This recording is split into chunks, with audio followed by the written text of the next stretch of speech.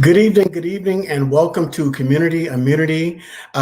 This is our series of regional Facebook live broadcasts as we are focusing on areas, especially for Black people, areas around the nation that have been lagging behind with regards to COVID vaccinations. And so we wanted to, these discussions are less national and more locally focused. So tonight, is all about Tennessee and the Appalachian area, Tennessee, Kentucky, that whole area.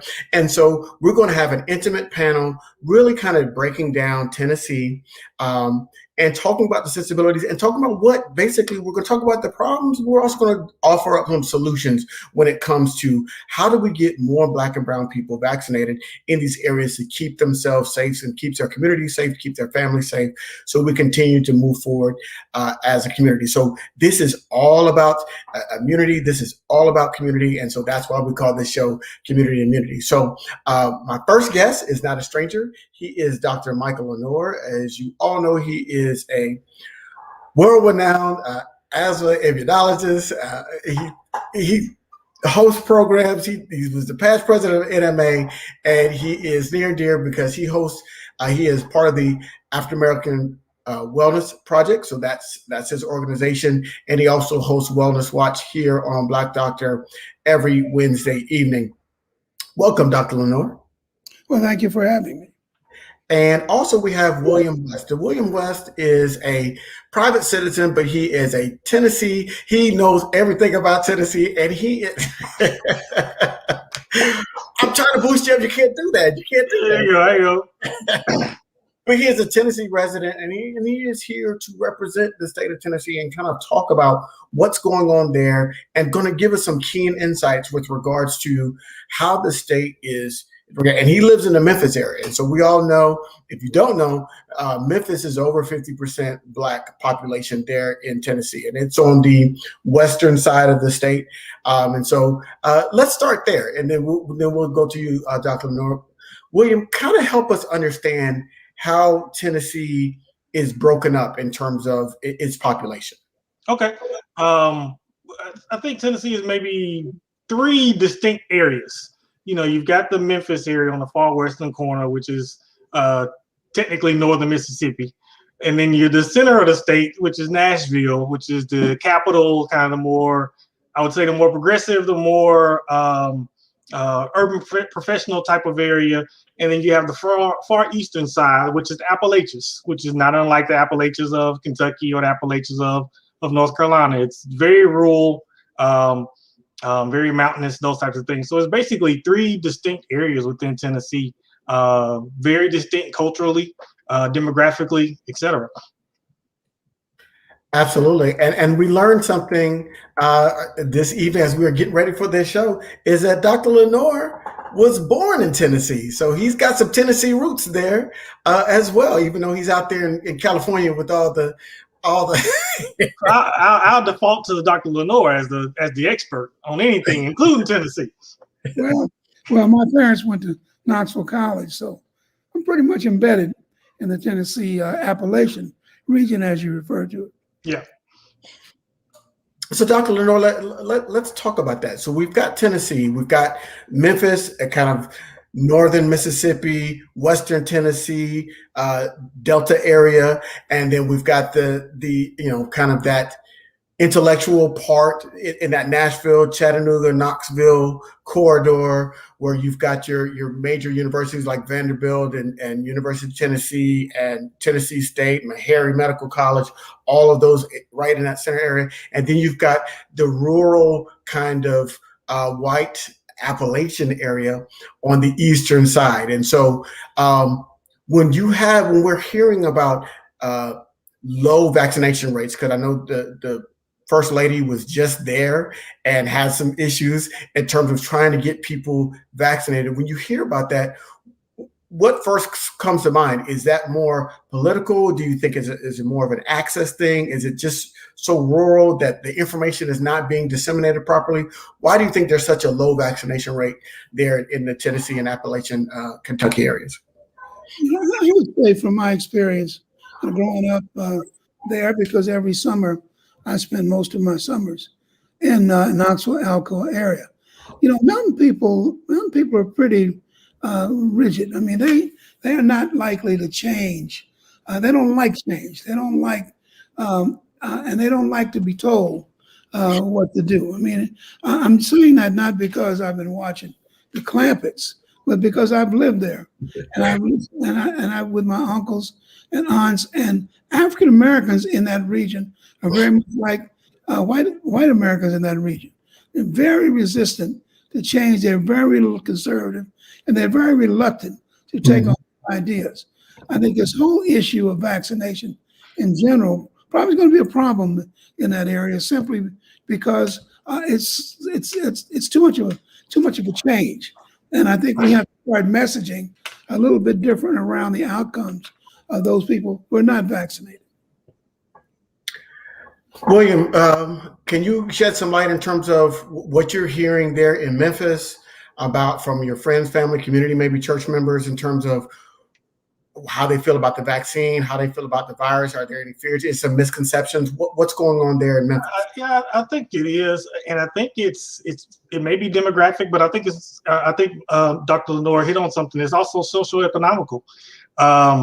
And your access to information, and depending on where you are on that ladder, it also changes the amount of information that you have access to. So, and historically in our communities, we have a innate and justly slow distrust of the medical community, and we have the historical context to tie that back to. So I think both has a lot to do with it. When you have an inherent mistrust in science or medical to begin with, and then you add in the politicization of it from both sides, then that only breeds that fear and mistrust. And when you have both sides of political forum flipping viewpoints almost in a 24-hour period, then those in the middle are sitting there saying, well, first of all, you told me to be concerned about it.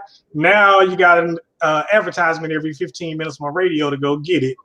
And on the flip side, you had the other side saying the vaccine's coming, it's the greatest thing since sliced bread.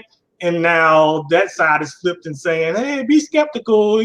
Don't let anybody force you to do anything. They're going to make you have a vaccine card. So you've got, I always talk about the fringes, the 10% on either side that makes it hard for the 80% of us in the middle. It's that loud 10% that drives the conversation. And so when you're just trying to put food on your table and you don't know who to trust and you don't have time to fact check everybody and research everything, who do you trust? So most people in that position, they're taking, well, I'm just going to wait and see. We'll see if everybody lives from the vaccine before I decide to go get it. So that's kind of where you are. Well, I think that too often we come at the argument from one side, which is the scientific side. I think if we come at it from the outcome side, we may have more success. That means if we tell people that the people who are dying now from COVID vaccine infections are the unvaccinated. And so that's one thing, is that if you aren't vaccinated, you'll be living with this virus over your shoulder for the rest of your life. Not only you, but your family and your friends. And so the outcome will be, if you don't get vaccinated, then it's very likely at some point in time you'll get the vaccine. And you'll get the infection. And here's the difference. In other infections, like in Tuskegee, they were given no treatment. It wasn't a matter of the treatment going bad. They were given no treatment. But here's a situation where if you are not vaccinated, even if you have a minor infection, they have something what we call the long haul. You're likely to have a carditis, a meningitis, a pulmonitis, because the virus seems to leave that. The second part of it is you're not going to be able to go anywhere. You're not going to be able to get on a plane. You see what's happening now. You see all these businesses and hospitals saying, you can't work here. I mean, it's almost like being black. Finally, people are starting to understand what it might be like to have been black back in segregation. Because if you're not vaccinated, then they say to you, you can't work here, you can't go to school here, you can't come to this event, you can't come to this lecture. You may not even be able to go to some of the larger churches. And so consequently, those two dynamics coming together. One is if you're not vaccinated, you're likely to get the virus at some point in your life. Even if you don't have a major factor, you're going to have a problem. Many people, all those people, the vast majority, and I think, Mr. Dean, you have the statistics, the vast majority of people who are dying now are the unvaccinated. Absolutely, absolutely, and the statistics for national are basically this: there's 150 million people that are fully vaccinated, that's the good news. There have been over 300, I believe 340, almost 350 million doses administered of the vaccine. And so when we start seeing the numbers, and just to give some context on the numbers, as we start seeing the numbers of going down in terms of people contracting the virus and people deaths going down, what those numbers are infused with are people that have been vaccinated, right? And so when you have 150 million people vaccinated, especially in some major metropolitan areas like New York and California and things like that, are really helping those numbers, those vaccine numbers, they start going down. People that are living in the Southeast, where there's we're below the national average with regards to vaccinations in the Southeast. What happens is when you throw all those numbers in one bucket, people that are unvaccinated feel better. They go, hey, great, I don't need to get vaccinated. We're doing great. No, California's doing great. The Northeast corridor with Boston and Massachusetts and Delaware and New York and Pennsylvania, they're doing great. The Southeast is not, because the Southeast is well below that line. And we're talking about 28 to about 32% typically in Southeastern states with regards to being vaccinated, even lower for Blacks in those areas.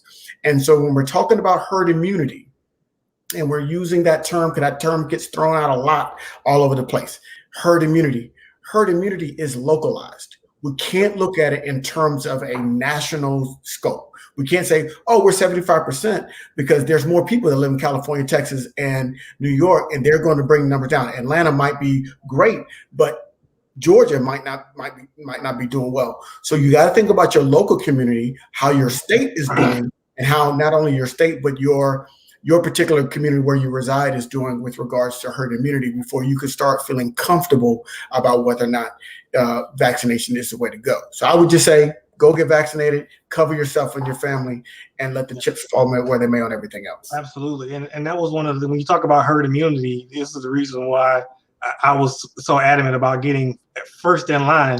You hear herd immunity, but herd immunity for us is dangerous. We are the at-risk area, pre-existing conditions, diabetes, heart disease. I didn't go to medical school, but I know a little bit. And so that all hits our community hard. So if you're running the risk of catching it to get herd immunity, for other communities, they may come out on the other end of it okay. There's a chance that we won't come out on the end of it. Right. So that's just another great risk, another reason we should go and be concerned about getting vaccinated, because we're at a greater risk of death from COVID-19 because of our pre-existing conditions. So William has a wonderful, he has a story in terms of, tell people how you got the vaccine, when you got the vaccine. Oh, wow. Okay. How you ended up getting the vaccine. February 26th was my first shot. My oldest son's birthday. And you're probably thinking, wait a minute, he doesn't look old enough to have it that early. Basically, I wasn't going to say that. But. a lot of moisturizer. Older than I look.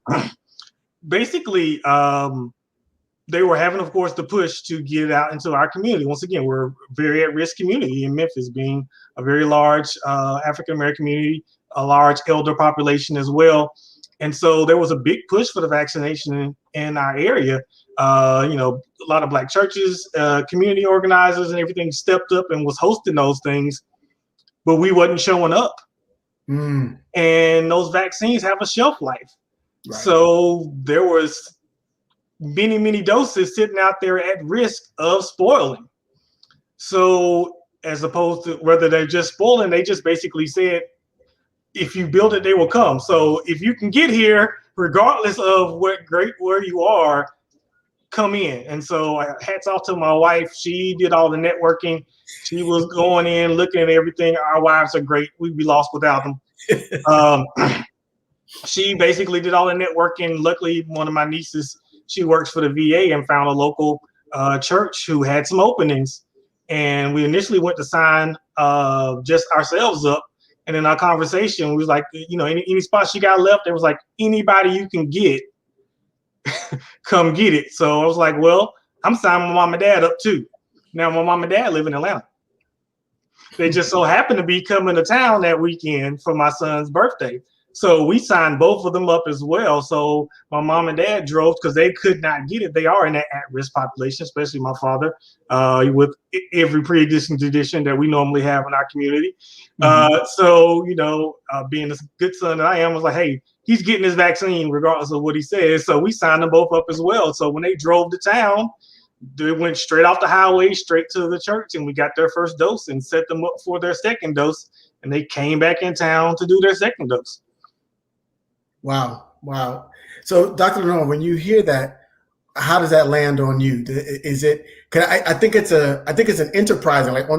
I guess I have two minds, and then you can kind of tell me how it lands on you. The first line is like, that was enterprising. That was okay. We're watching it. We understand, because I wasn't even looking. Oh, I'm not part of that first group. I'm gonna let the elderly and those sick and with pre-existing conditions. But they were like, when they said come, they went and handled it. But it's also a little bit disappointing at the fact that when they broke open the case, people weren't there to get vaccinated. So I'm curious, how's that landing on you? Well, I think what happens is that African Americans, when they talk about this vaccine, they're very seldom talking to the concerns of African Americans. Mm-hmm. I think one of the things that happens is that allows these myths to live for a very long time, and these concerns. I think we need to take head on some of the questions that are legitimate questions. For instance, how could they get a vaccine so quickly? Well, I think we have to understand that they've been working on coronavirus vaccines for a very long time. This is not the first coronavirus that we've seen. So when it comes to tweaking a vaccine, it was easier to do than it would be for other things. Mm-hmm. The second thing is that when we get new medicines, it means the FDA has messed around for a long time, getting unnecessary information, delaying it, not moving on it. So this time they focused, the FDA, on getting the vaccine approved. The third thing is that, are they injecting you with the coronavirus? No, they're not. Right. It's almost like if you have one of those dispensers with the little thing you push down, what happens is that the coronavirus is made up of a number of different targets. One of the targets is what they call the spike protein. The way the virus works is the virus is like a little factory. It sees that you're making some stuff, but it's not them. So they get inside your cell and they turn the factory around and you start making this virus. Well, the reason they get into the cell is one particular element, that little push thing that you have on the dispenser. So what we do is attach a protein to that little push thing, not to the virus. It's not the virus, whole different protein. So that the body sees that little piece and says, I don't like this, like it does all the time. Miraculous, our immune system. So what then happens is that once the virus comes along with that little thing sticking up, the immune system says, no, this is not you. And it prevents the virus from getting in the cells. So we need to deal with some of these issues, and we need to have longer conversations, because it just doesn't make sense to a lot of African Americans and other people. Now you got this virus, all of a sudden it shows up, and then you hear a little bit here, a little bit there, and you get a little bit concerned. But I do think that we know a lot about this virus. We've known about it for a long time. Right. William, you mentioned when we were talking before the show that you got your children vaccinated as well. Yes. Talk to me about that thought of what made you go. How you give their age, don't give their name, but you can give their ages of your children, and then talk to me about that process of getting them. Say, okay, look, me and my wife, but y'all are going to go too. Yeah, well, it was already plan number one for me, honestly. But once we had ours, went through the whole 2-shot process and came out the other side, it was definitely a green light. To definitely had to get my son. He was 17. He was about to go to governor's school, which is a summer program. They bring top students, high school students, rising seniors together. So we knew he was going to go into a concentrated area anyway. Right. So we thought it was important to make sure he get protected before going.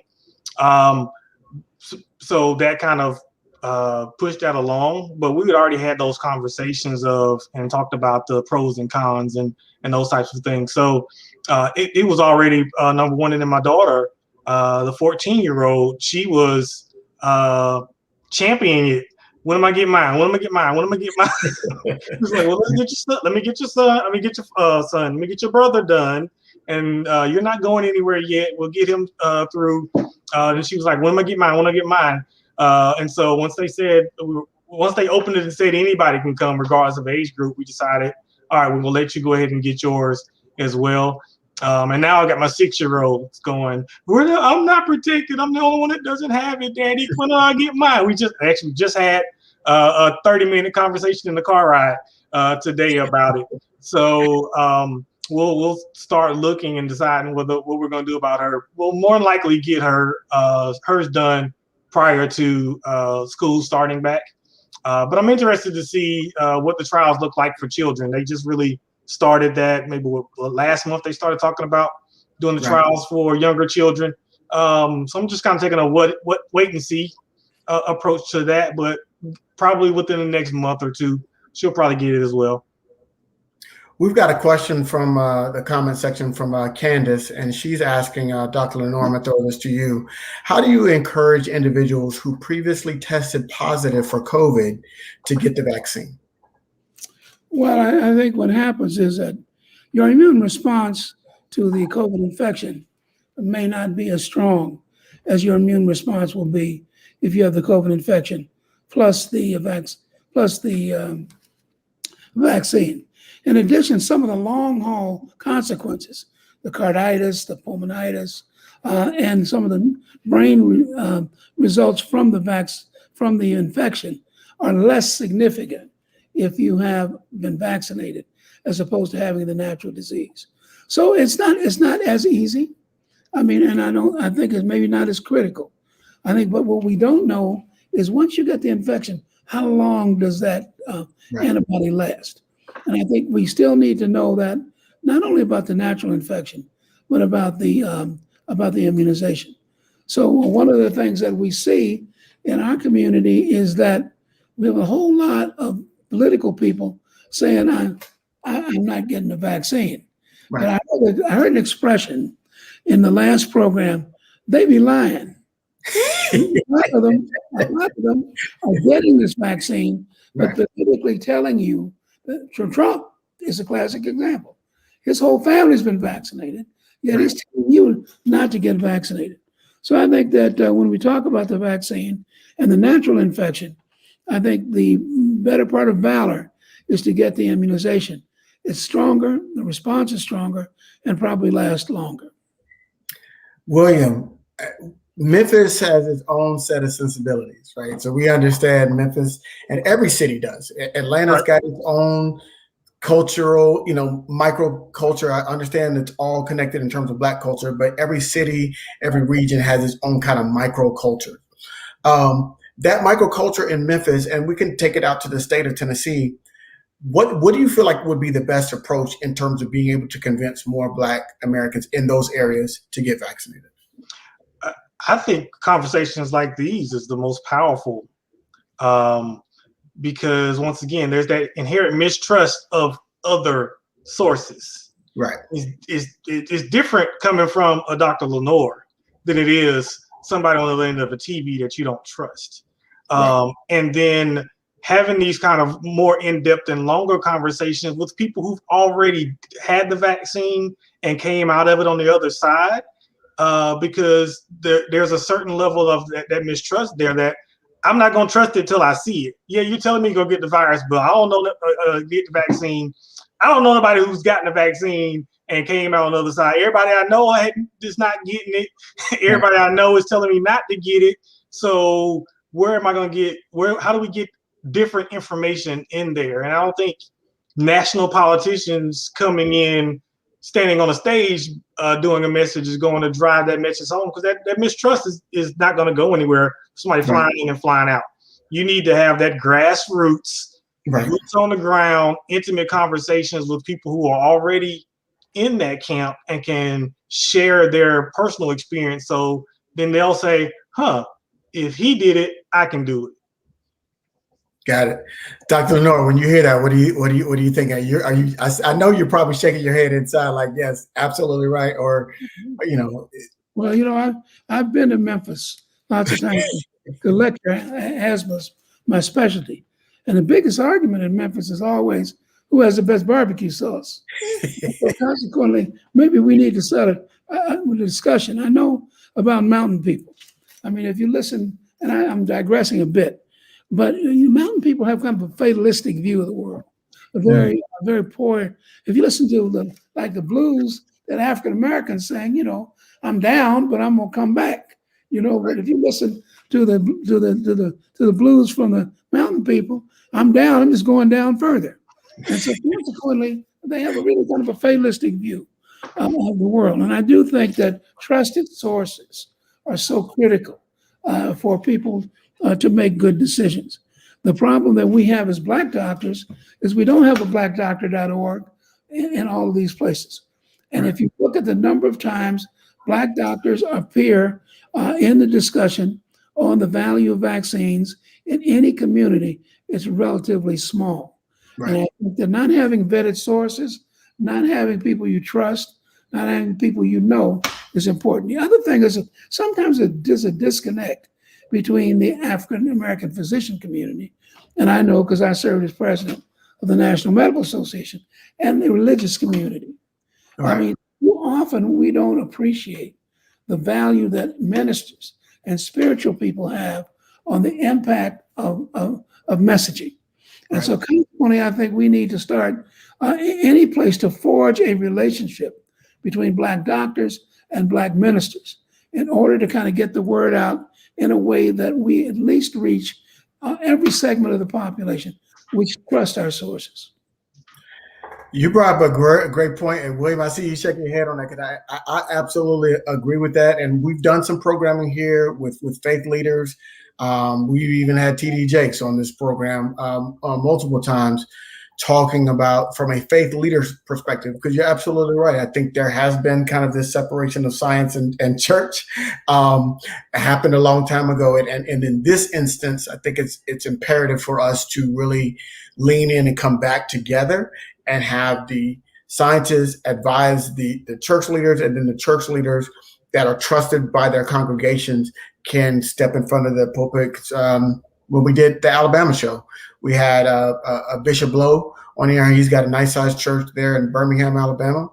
And one of the things that he did in his ministry and his leadership did was they all got vaccinated there in the church, and in front of their church family, and talked about it. And he said, and as a result, he said like 90 to 95% of his church members went and got vaccinated because they said if it was good enough for Bishop, it was good enough for them. And that wasn't a Black doctor. That wasn't Joe Biden. That wasn't any of these folks in Washington, D.C. That was their pastor that got it done. And so, William, what are your thoughts when you hear Dr. Lenore say, hey, we got to connect with the pastors and ministers and the church faith leaders to get people vaccinated? Well, that's historically always been the truth in our community.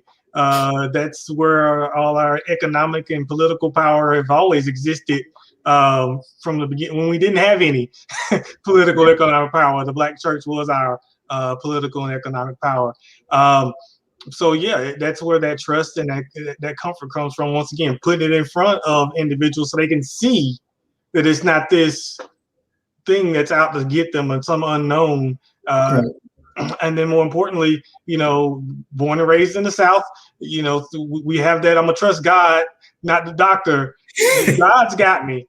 Well, you need to trust that God gave these individuals the talents to create this thing, and not be afraid to have that conversation. It's not either or, it's together.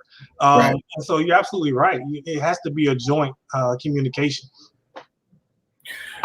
So, Dr. Lenore, you got a long history there in Tennessee. You're talking about your family being from there. What can what should we do? Should we say, okay, should we eliminate the national conversations? Should we try to get, more, black doctors? Because going into Tennessee, working there side by side with clergy, working with community-based organizations, going into barbershops, hair salons, places where that black people not only congregate, but places where they share information and trust the people that are providing that information and connect that way? Or should we, just continue to hope that people go to their community health centers? Well, I'm pretty optimistic. I mean, when we've done these regional programs, we have a tremendous resource of absolute talent in the African American community. We've Right. overcome so much that we've kind of developed a refinement of our approach to scientific issues and communication issues. I trust that the African Americans in Tennessee are just as concerned as we are in California about the number of people who are not vaccinated. And I have the same concern. I mean, I have the same trust that given the opportunity and given the megaphone, that we could correct this problem. Right. That too often what happens is that nobody has a chance to say anything. I often tell doctors, like I say when I was president, the National Medical Association, if we wanted to get a message out about the coronavirus, just in general, and its impact on African American, all we have to do is rob a 7-Eleven store, and on the way to jail, we could talk about the coronavirus and what it is to get vaccinated, because that is the only time they're going to cover our messages and our messengers. And so I think we need to understand now that communication is much more versatile. We can communicate online, we can have shows like this, we can do a lot of different ways. There are a lot of different ways in which we can communicate with Black people. But it takes a certain effort. It takes a little bit more of the doctor's time. You got to take some time when you get home from work. You got to take some time on the weekend. You got to make some alliances. You got to form some networks. But I do believe that if we're able to message in large numbers to the African American community, we'll turn this around. I think what most African Americans don't seem to understand is that we have 400 years of chronic disease superimposed on our population. And with this virus just sits around waiting for people who've had chronic disease. The impact of just the poor healthcare systems that we get into, the unconscious bias, the impact of racism on how our immune system reacts suggests that we need to take advantage of every single thing that's out there to prevent this virus from attacking our populations.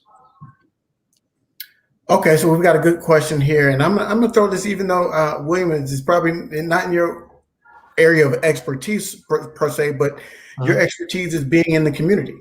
And so this is from Dr. Pauline. I think she is a pharmacist, and she's asking, how can the local community organizations get resources to put boots on the ground? Well, I don't know the source of those resources, but here's what I think. And I won't talk about the company I work for, and I won't put that out there. But Right. I think there is that a great public-private partnership in something like this. And Okay. I know that is happening here, being one of the larger employers in the area. They're working with the communities and trying to get that message out, and then and also making that messaging internally to the employees, which is going to be, because we are an overwhelmingly African American city, the employees are going to be an overwhelmingly African American as well. So as you make that conversation happen and partner with the communities, be it churches, community organizers, those types of things, those are the resources there, and you'll get it much more quickly than if you're waiting on somebody from government to give you those resources. So regardless of what community you're in, find that that private public partnership. Find those individuals who actually care enough about the community to want to invest in the community. And I'm sure there's a lot of great corporations out there. I mean, that's kind of the new normal now. Corporations are more socially aware, and they understand that being a part of the community and benefiting the community is a key to longevity. So those private public partnerships are out there. You look on the grand scale and you look at things that like the NFL and the NBA and all those are doing in some major cities. They're pumping money and advertisement and things of that nature into the boots on the ground effort. So we only see the glamorous part on the outside in the commercials. We don't see that actual behind the scenes boots on the ground where they're providing that money to local avenues. So I think that's probably the key to really getting out there is tapping into some of that private money to let some of these nonprofits go out and actually do the work. Absolutely. Go ahead, Dr. Lenore. I'd like to say one thing. One of the things that we have not mentioned is the role that Black nurses have played in this pandemic. Not only just in terms of taking care of the sickest patients in the system, but the leadership that Black nurses give to all of our efforts in the healthcare system. I know here in the Bay Area, and I'm sure across the country, they were the first ones out with the messages. They're the ones that do the screening. They're the ones that I think we should listen to in terms more often and in a more concentrated way on what the community is really saying. Right. Because as a doctor, I'm in my office, man, I'm just trying to do my thing. I'm not sitting out, I'm not going out, I'm not talking to people, but Black nurses, I think, play such a critical role. And I wanted to give them a shout out. I didn't know how to get that thumbs up thing on this thing. Give them a shout out because they have been so critical in saving the lives of the people that we have saved. And so I think we should give them an acknowledgement. And I think we should lean on them a little bit more to do some of the organizing and do some of the messaging. I completely agree with that because we have done a few events with the National Black Nurses Association. Shout out to Dr. Martha Dawson, their president, and they have been a wonderful organization to work with. And they've given us some keen insights with regards to some of the attitudes, the questions, some of the responses that the patients are having, because they're the ones that are caring for the patients when they come in with COVID. They're the ones that answer the questions. Once the doctor makes a recommendation and they walk away, the nurses are the ones that have to execute it, and they have those real conversations. What is your pain level? How are you feeling? Things of those natures. And so we definitely need to work together, Black doctors, Black nurses, and I love the public-private partnerships available. So I would say what I do know, I know Walgreens has some wonderful programs that they have been implementing.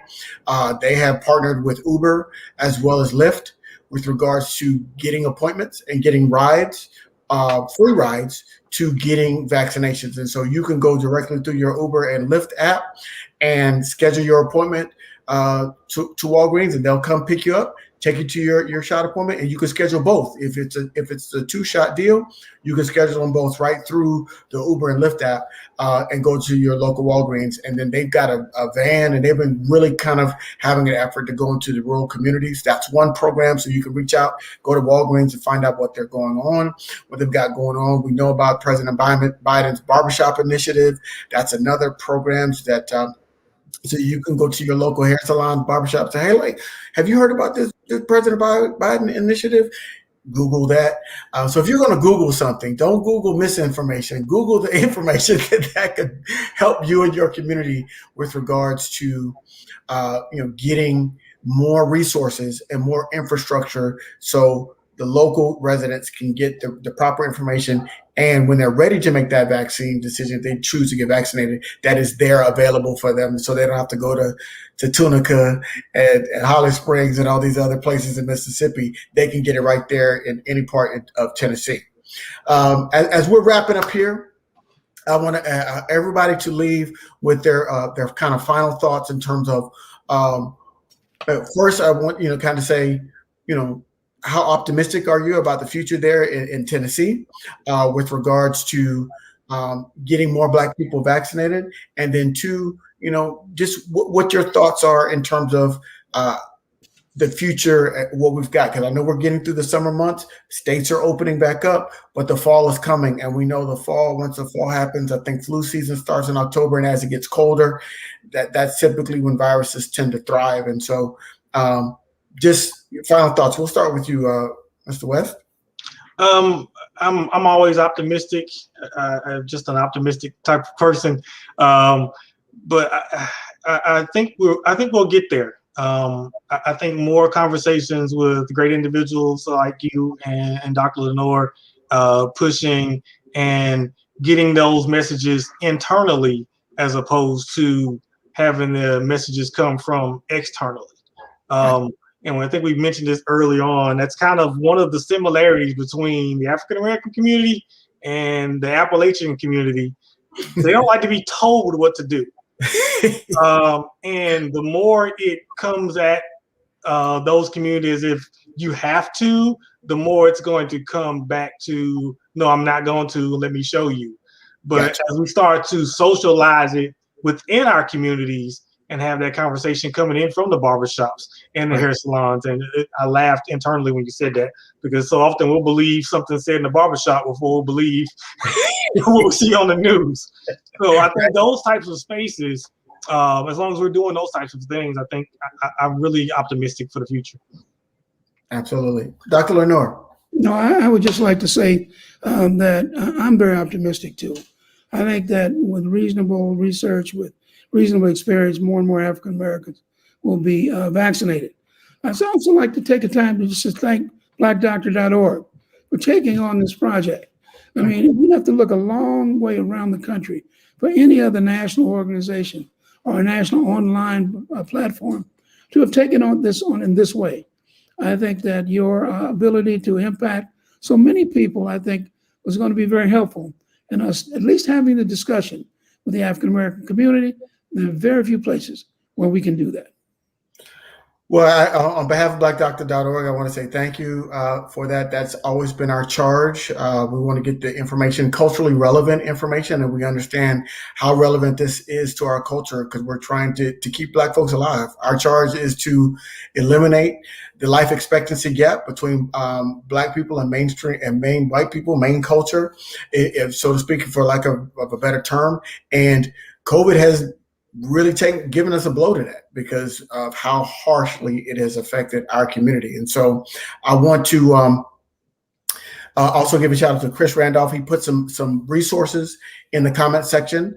So for the answer to that question, so University of Maryland Public Health Department has a hair network that's health advocates in reach and research to get closer to community barbers and salons, hosting vaccine clinics, and also Shea Moisture, the hair product and lotion is also advocating as well. And you can go to sheamoisturefund.com, shots at the shop for more information on that. So thank you for that, Chris. So finally, I would just say this. I am with the two of you. I am cautiously optimistic. I think that these conversations need to be had.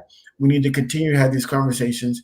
I agree wholeheartedly with you, William, that we do, and Dr. Lenore, that we do need to lean into those trusted sources more as a Black community. And unfortunately, the past administration really did a number in terms of creating a lot of mistrust and distrust of the scientific community. So now it's up to us to lean in, talk to those trusted sources, lean in with the pastors and the religious community, lean in with clergy, lean in with our barbershops, and make sure that they have the factual information. So when those conversations start circling around the barbershop, they're circling factual information and not disinformation or misinformation.